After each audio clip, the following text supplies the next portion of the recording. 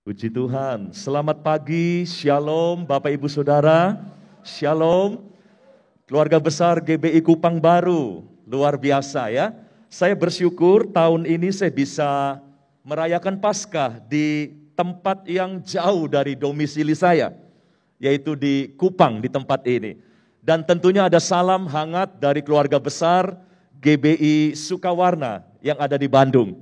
Kami semua sehat, kami semua terpelihara dengan baik seperti Bapak Ibu di kota ini ya. Luar biasa. Hari ini kita sebut sebagai hari Jumat Agung. Karena memang hari ini kita merayakan sesuatu yang agung. Di mana Allah kita tidak lagi menuntut korban dari umatnya. Inilah yang membedakan kekristenan dengan agama-agama lain yang ada di dunia. Agama-agama yang lain sampai hari ini Allah mereka masih meminta dan menuntut korban dari umatnya. Tetapi dalam kekristenan, Allah yang kita sembah justru memberikan korban bagi umatnya. Ya, sementara Allah dari agama-agama lain meminta umatnya berkorban bagi dia. Tetapi Yesus, Allah yang kita sembah, justru menjadi korban bagi kita umatnya. Inilah yang kita rayakan. Sebab dalam korban inilah ada pengampunan dosa.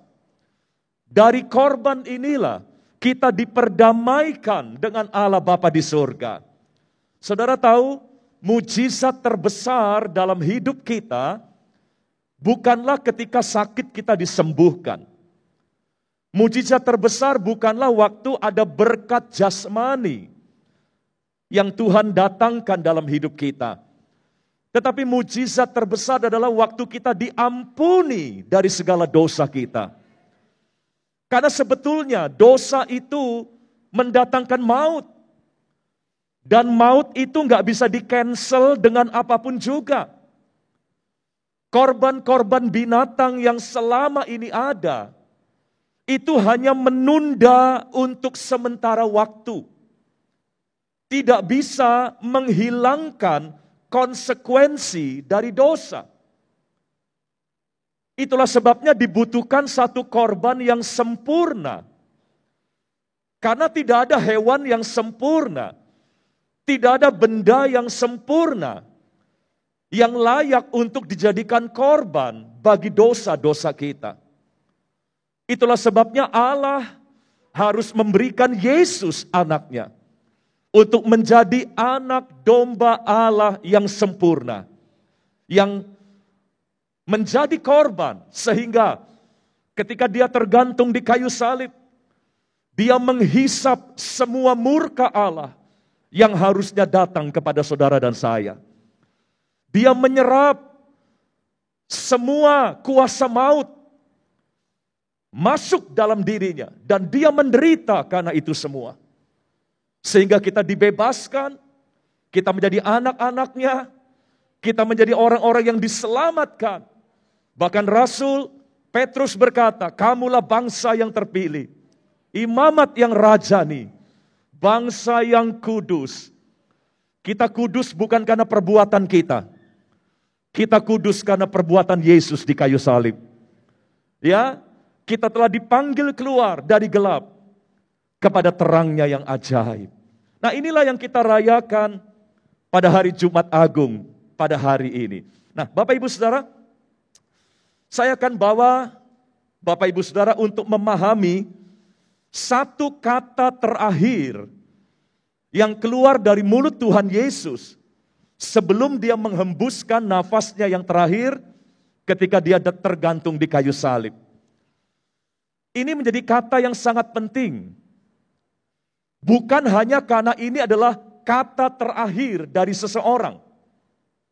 Tetapi kata ini mengandung makna yang begitu dalam. Dan saya anggap orang Kristen harus tahu makna kata ini. Kata ini adalah tetelestai dalam bahasa Yunani. Ya, tetelestai. Atau it is finished. Saya bersyukur Yesus tergantung di kayu salib dan dia berkata sudah selesai. It is finished. Dia nggak berkata I am finished. I am finished sudah tahu ya, habislah saya. Ya, lenyaplah saya. Tidak.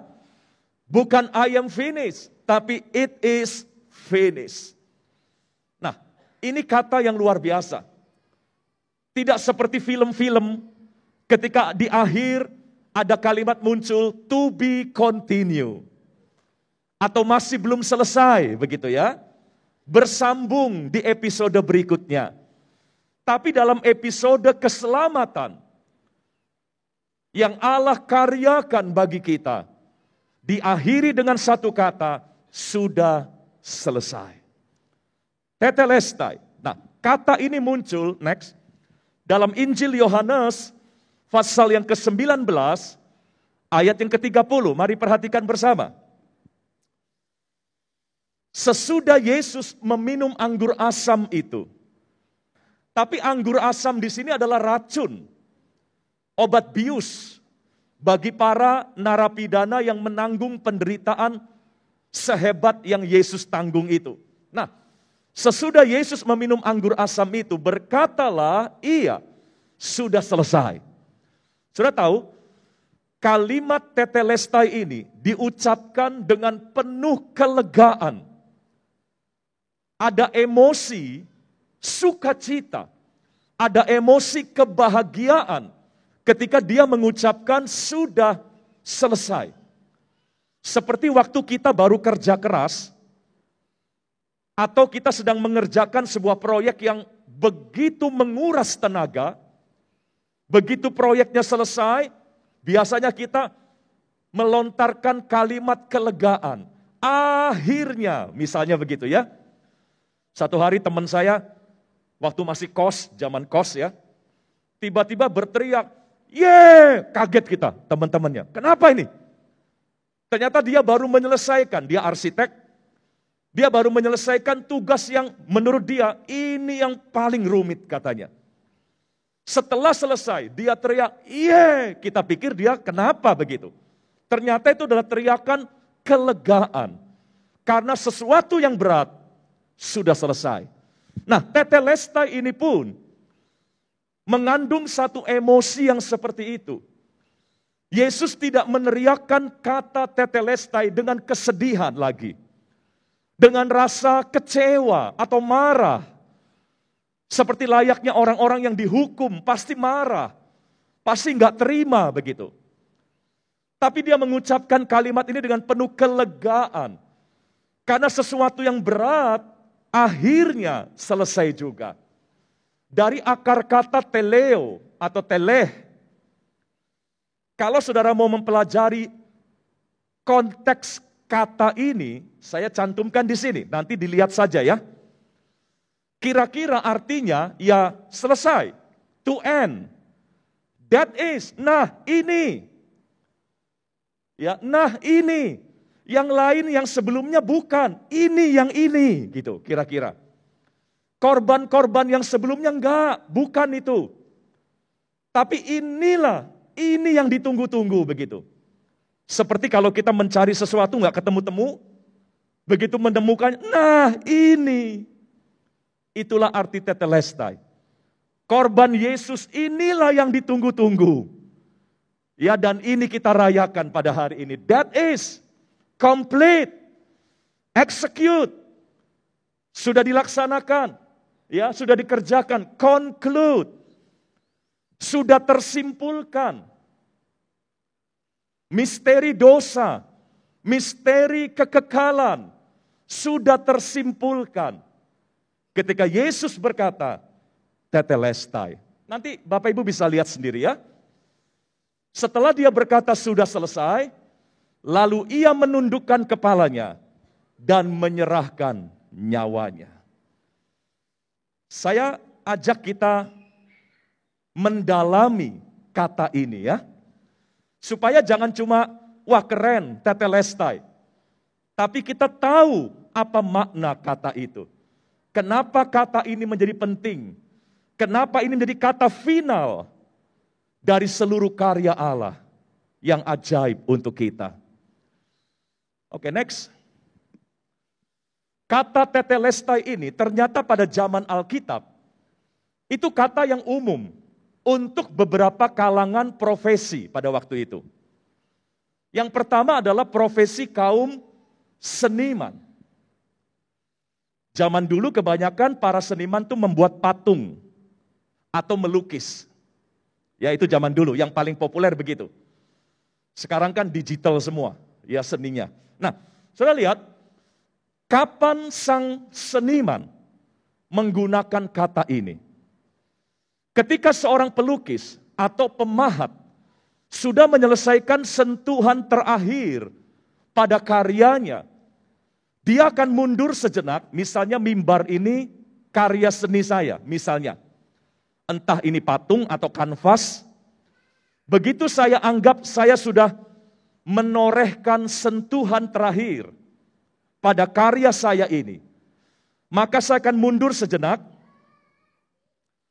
mengamati sekali lagi, apakah benar sudah nggak perlu sentuhan lagi? Apakah benar sudah nggak perlu tambahan apa-apa lagi? Saya akan mundur sejenak, ketika saya yakin sudah nggak perlu ditambah apa-apa lagi, maka saya akan panggil beberapa saksi. Biasanya para seniman zaman dulu punya murid. Nah, murid-muridnya dipanggil untuk dipersilahkan mengoreksi. Lengkap atau enggak? Menurut saya lengkap. Menurut kamu bagaimana? Ketika semua yang menjadi saksi juga berkata, oke, ini sudah masterpiece, enggak perlu ditambah apa-apa lagi. Maka sang seniman itu akan berteriak, tetelestai. Itu seperti sebuah pengesahan atau sebuah merek dagang itu apa? Paten ya. Sebuah teriakan yang mempatenkan bahwa karya saya tinggal dipajang, tinggal dinikmati. Enggak perlu ditambah-tambah apa-apa lagi. Tetelestai. Nah, saudara, itulah kata tetelestai di kalangan para seniman. Jadi Yesus ketika dia di kayu salib berkata tetelestai, itu dia seperti seorang seniman yang melihat karya keselamatan sudah sempurna. Sudah menjadi masterpiece. Tinggal dinikmati oleh banyak orang. Dan tidak perlu ditambah apa-apa lagi. Tidak perlu ya dimodifikasi dan sebagainya, enggak perlu. Tinggal dinikmati. Makanya dia berkata tetelestai. Jadi dia seperti seorang seniman. Karyanya kali ini adalah karya keselamatan. Dan dia sudah berkata ini sudah dipatenkan sempurna dan tinggal dinikmati. Jadi saudaraku, berarti keselamatan kita sudah sempurna. Enggak perlu ditambah apa-apa lagi. Ya, yang Yesus kerjakan sudah selesai. Saudara, kalau keselamatan belum pasti, lalu kita nih sukacitanya dasarnya apa, saudaraku? Kita tiap minggu menyanyi Allah kita hebat, kasihnya luar biasa, kuasanya ajaib. Kalau karyanya belum selesai, karena gini, banyak orang Kristen masih belum yakin, selamat apa enggak saya? Dan bukan cuma orang Kristen, banyak pengkhotbah masih berkata, selamat itu perlu ditambah ini, dan sebagainya. Saya mau tanya deh, kalau keselamatan masih bergantung dengan kondisi-kondisi kita, kalau keselamatan belum cukup hanya dari apa yang Yesus sudah kerjakan, dan masih harus ditambahi dengan syarat-syarat yang bergantung pada kondisi-kondisi kita harus ini, harus itu, dan sebagainya. Saya mau bertanya, yakinkah Anda selamat? Kalau keselamatan belum cukup dari apa yang Yesus sudah kerjakan, dan masih bergantung pada kondisi-kondisi kita, yakinkah Bapak Ibu selamat? Jujur saya sendiri berkata, saya nggak yakin kalau memang syaratnya seperti itu. Karena manusia semua sudah jatuh dalam dosa.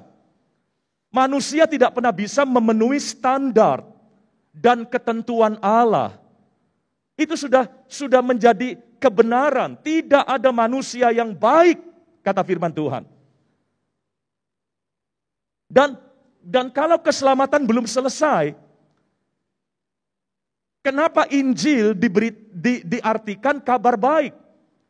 Bapak Ibu tahu kan, Injil itu good news, kabar baik. Nah, kalau keselamatan belum pasti, kalau karya Yesus di kayu salib masih harus dilengkapi dengan apa yang kita harus lakukan, di mana kabar baiknya? Kalau keselamatan belum selesai dan belum pasti, itu bad news, saudara. Berarti bahasa kita sama, ya mudah-mudahan. Mudah-mudahan selamat. Buat saya, kata mudah-mudahan itu bad news. Tapi yang Yesus katakan, tetelestai, artinya selesai. Tinggal dinikmati. Beberapa ayat, semoga memperkuat ya pemahaman kita akan hal itu. Dari perjanjian lama pun, Allah kita digambarkan sebagai satu pribadi yang kalau bekerja itu sempurna. Tidak setengah-setengah. Dari perjanjian lama, Musa pernah menggambarkan dia seperti itu. Bahwa dia adalah gunung batu yang pekerjaannya sempurna. Dia adalah seniman yang tidak membutuhkan karya orang lain. Dia bisa memulai dan bisa menyelesaikannya sendiri. Alfa dan Omega. Pekerjaannya sempurna karena segala jalannya adil. Allah yang setia dengan tiada kecurangan, adil dan benar dia. Itu di perjanjian lama. Lalu sampai dengan perjanjian baru, penulis kitab Ibrani pun mengatakan kebenaran yang sama. Marilah kita melakukannya dengan mata yang tertuju kepada Yesus, yang memimpin kita dalam iman, dan yang membawa iman kita itu kepada kesempurnaan. Kalau bahasanya Musa, kalau dia berkarya, dia sempurna karyanya. Bahasanya penulis Ibrani, kalau dia yang pimpin, dia akan pimpin sampai sempurna. Bahasa Inggris, King James, bagi Ibrani 12 ayat 2a ini, looking unto Jesus, ya, memandang kepada Yesus. Siapa Yesus? The author and the finisher of our faith. Yesuslah yang memberikan iman kepada kita. Makanya jangan sombong ya. Kalau kita bisa punya iman kepada Tuhan, itu bukan karena kita yang memilih dia, tapi karena dia yang memilih kita. Dan dia bukan hanya memberikan iman, tapi dialah yang akan menyelesaikan iman kita. The finisher of our faith. Jadi saudara lihat di sini, ketika kita membahas tetelestai dalam dunia seni, karya, maka itu adalah kata yang menunjukkan sesuatu yang sudah selesai dan sempurna. Jadi percayalah, karya keselamatan yang Tuhan anugerahkan kepada kita sudah selesai. Tinggal diterima dengan iman. Tidak perlu ditambahi apa-apa lagi. Next. Saya bawa saudara melihat dari grammar ya. Saya disclaimer dulu nih. Saya bukan ahli bahasa. Tapi saya mengutip dari beberapa artikel saja. Ya. Dari grammarnya dalam bahasa Inggris, ya, tetelestai itu disebut aorist tenses. Aorist itu adalah kalimat atau kata yang punya beberapa sifat gabungan. Beberapa karakteristik gabungan, aorist ya. Nah, ternyata tetelestai itu punya 3 karakter. 3 sifat. Yang pertama perfect, pasif, indikatif. Perfect artinya sempurna. Jadi tetelestai adalah kalimat yang sempurna. Kalimat sempurna itu kalimat yang diakhiri dengan titik, bukan koma. Kalau koma berarti belum sempurna, masih perlu penjelasan. Tetelestai itu titik, nggak perlu dijelaskan apa-apa lagi. Selesai ya selesai begitu. Ya, perfect tense. Kemudian passive tense, artinya sudah terjadi di masa yang lalu. Udah nggak bisa dibatalkan. Ya, sudah dipaten di masa yang lalu. Sudah dipaten. Kemudian indikatif, artinya berlaku saat ini dan ongoing seterusnya. Jadi Bapak Ibu lihat, hebat sekali. Kata ini dari grammarnya saja, kita sudah bisa membayangkan bagaimana karakteristik dari karya keselamatan yang Allah berikan bagi kita. Keselamatan kita sudah sempurna, sudah selesai dan dipatenkan 2000 tahun yang lalu. Keselamatan Allah berlaku saat ini, waktu kita mempercayainya, dan berlaku seterusnya dalam hidup kita. Lalu Pak, kalau gitu enak dong, kita bisa hidup seenaknya, kita bisa bikin dosa seenaknya. Tunggu dulu. Kita tetap harus hidup baik. Kita tetap harus hidup taat, saleh, hidup benar, tapi bukan untuk membayar keselamatan kita. Tetapi untuk jadi berkat bagi orang lain, supaya keselamatan itu sampai kepada mereka juga. Makanya Opung Luther, kita panggil Opung ya, karena dia senior kita gitu ya. Martin Luther berkata, Tuhan tidak butuh perbuatan baikmu. Jelas dong, dia maha baik kok. Ini kan lagi rame-ramenya flexing ya, orang-orang yang pamer kekayaan. Beli Ferrari di-upload, beli tas mahal di-upload, duitnya diliatin sekarung Indomie dan sebagainya. Wah, supaya orang kagum, wah hebat. Saya ada kenalan orang yang kaya, tapi nggak pamer. Waktu dia lihat gitu, buat dia mah nggak menarik. Ya, kenapa? Duit dia jauh lebih banyak sebetulnya, cuma nggak pamer aja gitu. Ya, jadi tidak amaze, tidak mengagumkan. Sekalipun bagi orang lain itu mengagumkan. Nah, perbuatan baik kita mungkin buat kita itu mengagumkan. Wah hebat, saya udah bisa begini, saya udah bisa begitu. Tapi di hadapan Tuhan gak ada apa-apanya saudara. Dia maha baik kok. Bahkan Yesaya berkata, kesalehan kami seperti kain kotor di hadapanmu. Kesalehan loh. Apalagi ketidaksalehan, jauh lebih kotor. Kesalehan saja seperti kain kotor, gak bisa ada bangga apa-apa. Ya, jadi Tuhan tidak butuh perbuatan baikmu. Namun, suami kita butuh. Istri kita butuh. Anak-anak kita butuh. Tetangga kita butuh. Masyarakat kita butuh. Jadi saudara gini, kita memang harus hidup benar. Kita memang harus membangun moralitas yang baik. Kita harus tunjukkan bahwa kita orang Kristen punya buah-buah kehidupan.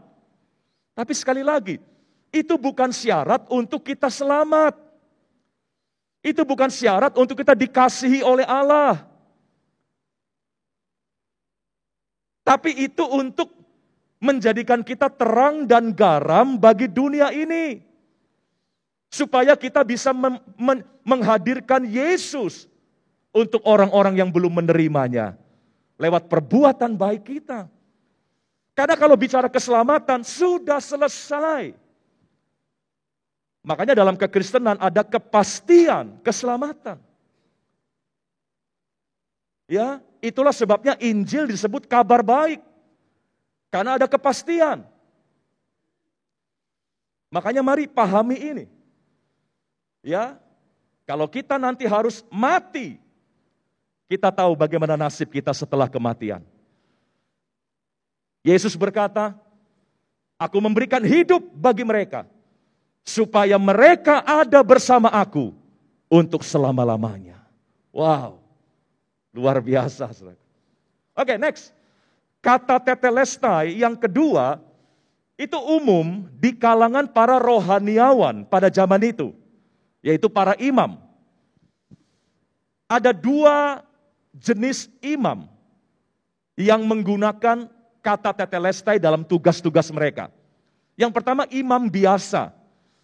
Imam biasa ini tugasnya adalah salah satunya ya, menyeleksi hewan-hewan korban yang dibawa oleh orang Israel untuk dipersembahkan kepada Tuhan. Karena ada aturannya, hewannya nggak boleh ada cacat celah.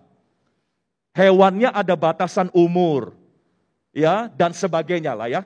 Nah, para imam ketika mempersiapkan hewan korban, dan setelah mendapati bahwa hewan itu tidak bercacat dan layak, sekalipun ini jarang, karena setiap hewan pasti ada kekurangannya.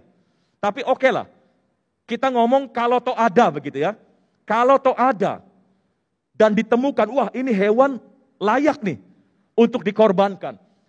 Maka imam-imam akan berteriak tetelestai. Artinya ini hewan yang layak jadi korban. Ini hewan yang akan mengampuni dosa kita di hadapan Allah. Itulah imam ketika meneriakkan kata tetelestai. Nah, ini dipraktekkan oleh Yohanes Pembaptis. Dalam Yohanes 1 ayat 29. Yohanes Pembaptis adalah orang yang tugasnya mempersiapkan jalan bagi Mesias untuk datang. Pada keesokan harinya, Yohanes melihat Yesus datang kepadanya dan ia berkata, lihatlah anak domba Allah yang menghapus dosa dunia. Kalau diartikan dia berteriak, tetelestai, ini, that is. Yohanes pernah melihat orang lain. Mungkin dia pernah melihat Nabi A, Nabi B, dan berpikir, mungkin ini, ternyata bukan. Mungkin si B, ternyata bukan. Saya yakin Yohanes sudah sering kecewa melihat figur-figur yang dipikir ini, ternyata bukan. Tapi begitu dia melihat Yesus untuk pertama kalinya, dia seperti seorang imam yang begitu bahagia menemukan domba yang layak untuk dikorbankan. That is, tetelestai, itulah anak domba Allah yang akan menghapus dosa dunia. Nah, bukan cuma imam, tapi ada imam besar pada zaman itu yang juga akan memakai kata tetelestai ini.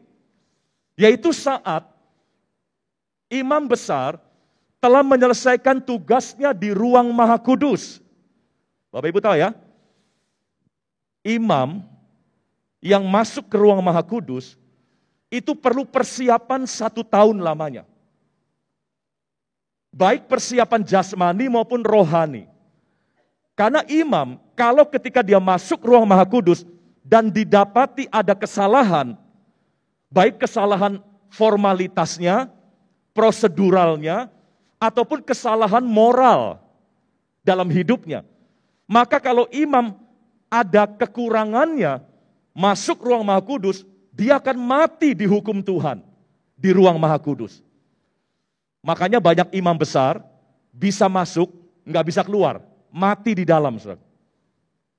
Nah, kalau toh ada imam yang akhirnya didapati layak di hadapan Tuhan, dia bertugas di dalam ruang Maha Kudus, lalu dia bisa keluar dengan hidup, berarti pekerjaannya diterima oleh Tuhan.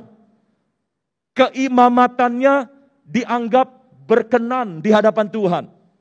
Dan imam itu bisa keluar dari ruang Maha Kudus dalam keadaan hidup, maka imam besar itu akan berteriak dengan lega, tetelestai, aku selesai tugasku, dan Allah menerima tugasku.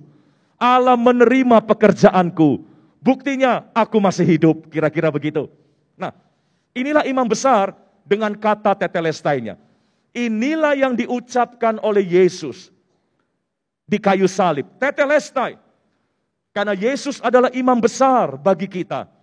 Dialah yang memperdamaikan kita dengan Allah.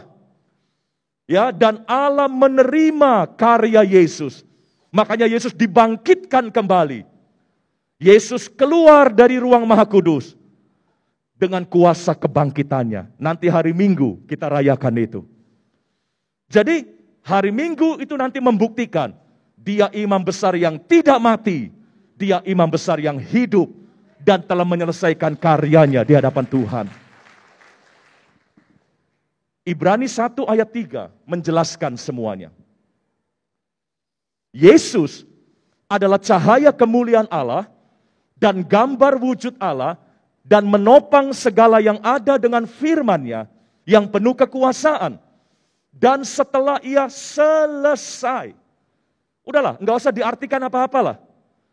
Titik, selesai mengadakan penyucian dosa. Ia duduk. Imam nggak boleh duduk kalau tugasnya belum selesai. Duduk ini rest, istirahat, ngaso begitu kata orang Jawa. Ngaso. Imam tidak boleh ngaso kalau pekerjaannya belum selesai. Jadi kalau Yesus disebut sudah duduk di sebelah kanan Allah Bapa, berarti itu menandakan tugasnya sudah selesai. Sudah selesai dan sudah diterima. Jadi pendamaian kita sudah beres dengan Bapa. Ya, penyucian dosa kita sudah beres. Karena Yesus sekarang duduk di sebelah kanan Allah Bapa. Itu menandakan tugasnya sudah selesai. Jadi saudara, pengampunan dosa kita dibayar lunas. Ya, selesai. Tinggal dinikmati, next. Nah makanya, ini gambar tadi ya. Imam menyeleksi hewan yang akan dikorbankan. Nah orang Tionghoa yang ngerti bahasa Mandarin, saya disclaimer lagi ya, saya nggak ngerti. Cuma saya tampilkan sebuah artikel di sini ya. Kebenaran, righteousness. Kita kan orang benar, the righteous. Kita orang benar.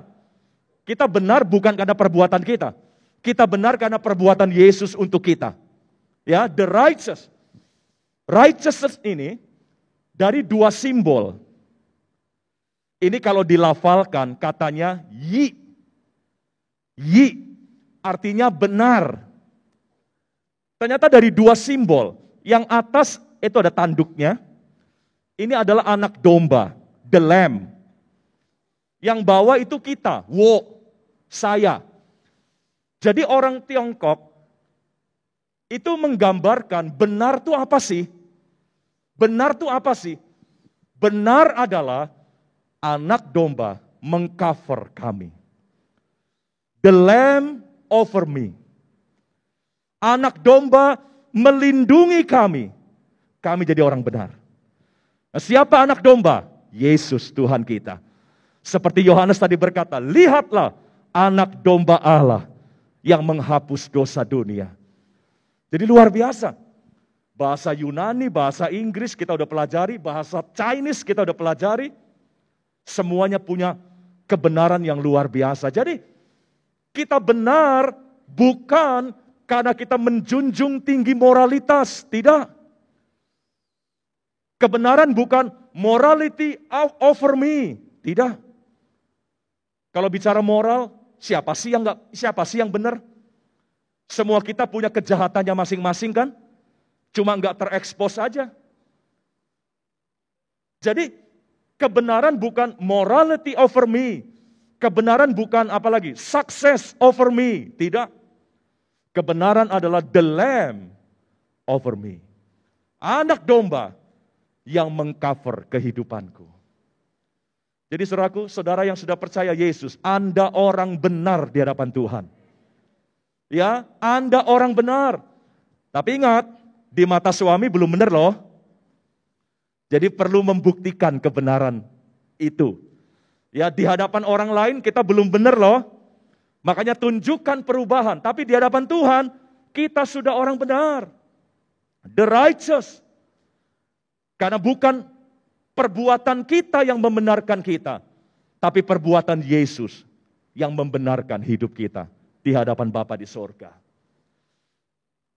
Sehingga seorang hamba Tuhan bernama Timothy Keller, dia berkata, setelah penciptaan, after creation, Allah berkata kan, sungguh amat baik. Itu bahasa lainnya ya sama, tetelestai, sudah selesai. Jadi penciptaan alam semesta sudah dipatenkan, sudah sempurna. Sungguh amat baik. Lalu apa yang dia lakukan? Dia istirahat. He rest. Dia tenang, dia nggak khawatir lagi dengan ciptaannya. Nah, kemudian ribuan tahun selanjutnya, ada karya yang hebat lagi yang Allah buat, yaitu karya penebusan. After redemption, Yesus yang berkata, tetelestai, sudah selesai. Lalu tujuan Yesus berkata sudah selesai, itu untuk membuat kita tenang. We can rest. Kita tenang, kita nggak panik lagi. Ya, kita tahu kita telah dibenarkan. Kita bukan orang-orang yang akan dihukum, tapi kita adalah orang-orang yang akan masuk dalam kemuliaan bersama dengan Dia. We can rest. Apakah saudara sudah tenang? Kalau kita bicara tentang nanti, setelah kehidupan ini kita mau kemana? Kalau kematian datang, masih banyak orang Kristen yang panik. Kita masih stres. Kita belum bisa rest. Makanya Jumat Agung harus dirayakan untuk memberikan ketenangan di hati kita. Bahwa ada pembela kita yang ajaib. Ada pembela kita yang agung. Yang telah menyelesaikan urusan kita dengan Allah. Dialah pembela, dia pengacara, dia lawyer kita. Kita punya masalah hukum dengan sorga. Semua kita punya masalah hukum dengan sorga. Kenapa? Karena kita adalah pelanggar-pelanggar hukum Allah. Ya, kita semua pelanggar hukum Allah. Tapi kita diberikan satu lawyer. Yang bukan cuma membela kita, tapi berani menanggung hukuman yang harusnya kita tanggung. Sehingga hukuman itu tidak datang kepada kita, tapi sudah ditimpakan kepada Yesus. Next, terakhir. Kata tetelestai juga berlaku bagi profesi businessman pada zaman itu.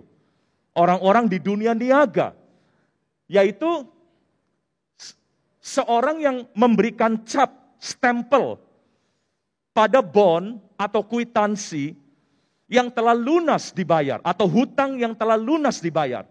Itu akan dicap dengan kata tetelestai. Artinya sudah lunas. Barangnya tinggal dinikmati. Barangnya tinggal dipakai, begitu. Ya, jadi ini bicara tentang pengambil alihan sebuah objek. Nah, ketika Yesus berkata tetelestai, artinya hutang kita sudah lunas, kehidupan kita telah dibereskan, tinggal dinikmati, tinggal dipakai untuk sesuatu yang berguna, lalu hidup kita bukan lagi milik kita. Yang ditebus adalah hidup kita. Berarti hidup kita sekarang sudah menjadi miliknya Tuhan yang menebus kita. Ya, jadi kalau saya boleh simpulkan, kayu salib Golgota adalah pembayaran lunas dari semua hutang dosa kita dan pengambil alihan kepemilikan dalam hidup kita. Sehingga Paulus berkata, hidupku bukan milik aku lagi, tapi milik Kristus yang hidup dalam diriku. Paid in full. Ingat ya, Tuhan tidak bayar dosa kita dengan sistem installment. Tahu installment ya? Kan sekarang sering belanja online ya. Pasti ada tawaran, mau di installment 3 bulan, 6 bulan, 12 bulan, bunganya sekian. Nah, pembayaran dosa kita bukan dibayar dicicil. Nanti ya, kalau kamu baik, saya bayar lagi, kata Tuhan. Kalau kamu bisa ini, bisa itu, saya tebus lagi, sebagian lagi. Enggak. Golgota adalah meja pembayaran pelunasan seluruh hutang kita. Golgota bukan mesin EDC di mana kita menginstall pembayaran satu demi satu. Tidak. Dan Tuhan pun tidak bayar dosa kita dengan sistem down payment. Di Golgota bukan down payment. Nih gua bayar sekian dulu ya.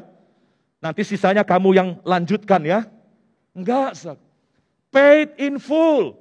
Bukan paid in installment. Bukan paid with down payment. Tidak. Paid in full. 1 Korintus 6 ayat 20. Sebab kamu telah dibeli dan harganya telah lunas dibayar. Karena itu, muliakanlah Allah dengan tubuhmu. Ingat, kita memuliakan Tuhan dengan perbuatan kita. Tubuh itu perbuatan. Kita memuliakan Tuhan dengan perbuatan kita bukan supaya dosa kita diampuni. Tapi kita memuliakan Tuhan dengan tubuh kita karena Tuhan sudah mengampuni kita. Kita hidup benar bukan supaya selamat. Kita hidup benar karena kita sudah diselamatkan. Kita melayani Tuhan bukan supaya dikasihi oleh Tuhan. Kita melayani Tuhan karena Tuhan sudah mengasihi kita. Jadi semua yang kita lakukan bukan lagi syarat, tapi sebagai respon untuk menghargai apa yang Tuhan sudah beri dalam hidup kita. Ya, makanya be saved, jadilah selamat, and be slave, jadilah budak atau hamba Tuhan yang telah menyelamatkan kita. Enggak cukup hanya be saved, lalu titik, enggak. Tuhan menyelamatkan kita dengan tujuan. Dia tidak menyelamatkan kita hanya untuk kita happy-happy dengan keselamatan itu. Enggak. Ya, we are saved with a purpose. Kita diselamatkan dengan maksud. Yaitu apa? Kita diselamatkan untuk melayani orang-orang yang belum diselamatkan. Ini tugas kita. Jadi ayo, Jumat Agung bukan cuma kita senang dengan karya Yesus. Tapi Jumat Agung dan Paskah nanti mengingatkan kita punya tugas. Kita punya tugas dan tanggung jawab untuk membagikan keselamatan yang Tuhan sudah anugerahkan dalam hidup kita kepada orang yang belum mengalaminya. Bapak Ibu Saudara, nikmati keselamatanmu dan kerjakan keselamatanmu untuk supaya dunia ini mengenal siapa Yesus, Tuhan dan Juru Selamat kita. Mari kita berdiri bersama-sama. Haleluya. Sebelum saya serahkan kembali kepada Bapak Gembala, di depan kita ada perjamuan kudus, saudara. Aduh, saya ngap bentar ya Pak. Cawan yang kita akan minum nanti. Dalam bahasa Inggris disebut the cup of blessing. Cawan berkat. Sebetulnya ada satu cawan yang harus kita minum. Bukan yang ini. Bukan cawan berkat. Tapi cawan murka Allah. The cup of God's wrath. Tapi kita bersyukur. Cawan itu Tuhan sudah minum di Taman Getsemani. Masih ingatkah saudara peristiwa di Getsemani? Di mana Yesus berpeluh seperti darah. Kenapa? Karena dia diminta untuk meminum cawan murka Allah. Dan dia ketakutan luar biasa. Tapi Yesus berkata, bukan kehendakku yang jadi, tapi kehendakmu ya Bapa. Dan waktu dia berkata seperti itu, dia meminum cawan murka Allah. Yang harusnya kita minum. Karena dia sudah minum cawan murka Allah. Tersedialah cawan yang baru untuk kita. The cup of blessing. Kita meminum cawan berkat dari Tuhan. Karena dia telah meminum cawan murka yang harusnya kita minum. Mari selamat berpesta. Ini perjamuan pesta kita. Perjamuan anugerah yang Tuhan sediakan buat kita. Haleluya.